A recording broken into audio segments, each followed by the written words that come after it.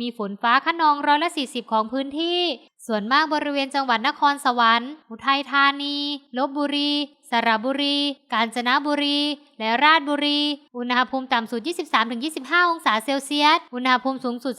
34-36 องศาเซลเซียสลมตะวันตกความเร็ว 10-20 กิโลเมตรต่อชั่วโมงภาคตะวันออกมีฝนฟ้าคะนอง60%ของพื้นที่และมีฝนตกหนักบางแห่งบริเวณจังหวัดสระแก้วจันทบุรีและตราดอุณหภูมิต่ำสุด 23-26 องศาเซลเซียสอุณหภูมิสูงสุด 29-34 องศาเซลเซียสลมตะวันตกเฉียงใต้ความเร็ว